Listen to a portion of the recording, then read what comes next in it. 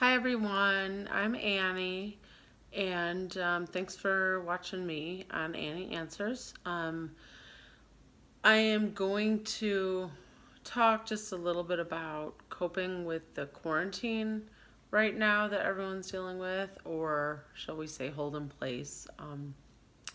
Anyway, the reason I want to bring this up is because, well, I guess let me start by saying I've seen a lot of mental health professionals providing their insights and input, recommendations, suggestions, what have you. So I figured I'd, provide my 2 cents.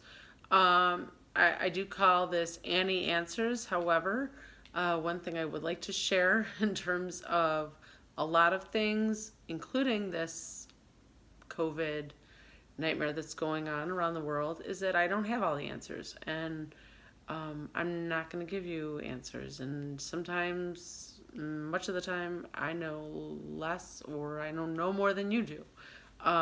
So I'm just going to give my input and you take it or leave it. So, one thing I would say is that, you know, it's one thing if you're going through, this hold in place or lockdown or whatever you want to call it, and you are normally pretty typical functioning type of person. So you might be stressed, you might be, finding it difficult to have cabin fever, but are otherwise, making it through decently, or as well as can be expected. If you're struggling with a mental illness, then that just exacerbates the situation even more.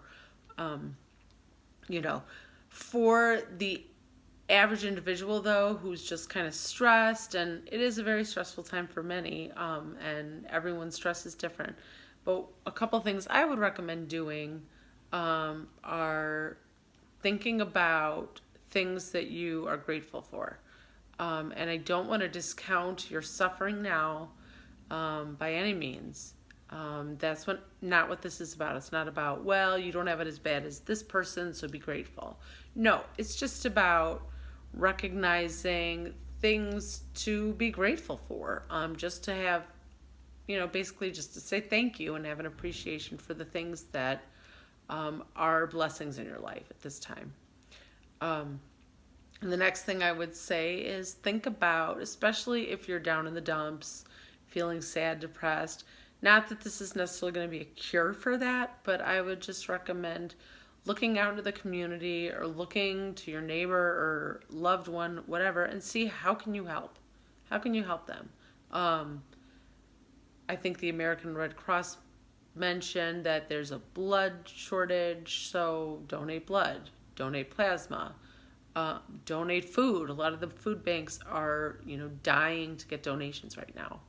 Um, can you help a neighbor who is elderly, or go to the laundromat, go to the grocery store for them? Yeah, so just think about ways that you can help, because even if you're um, feeling not mentally able, you might be physically capable. So just think about, ways.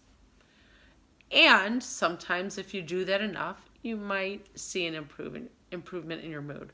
Also, one thing I want to mention is I know a lot of people now being stuck at home are in this craze of let me be super productive, like so much so that they're shaming those who aren't being productive, and that bothers me because I never believed it was time. So yes, a lot of times people say, oh, I'm not gonna, I haven't gotten to that, I haven't had the time.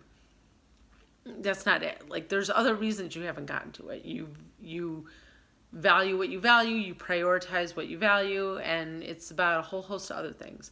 So if you're not repainting your entire kitchen, if you're not, repainting your entire house, that's okay. This is not about you're stuck at home and you can't do anything else. So if you're not being productive, then you just plain suck. That's not true. We all are different. And I think that we each need to find like the pearl within ourselves, like what makes you happy and content. in the moment, whether you're quarantined or not. So if you enjoy meditating, by all means, have at it. If you like to make a list of 5 gajillion things and check off the list when it's done, have at it. But don't necessarily proselytize your way to everyone as that's the cure all to how to live life. Let me think if there's anything else. That's it for now. Thank you for tuning in, and happy quarantining. And I appreciate you, and I'm grateful for this finally beautiful spring day after it snowed 2 days this week. So yay for that. All right. Thank you. Bye.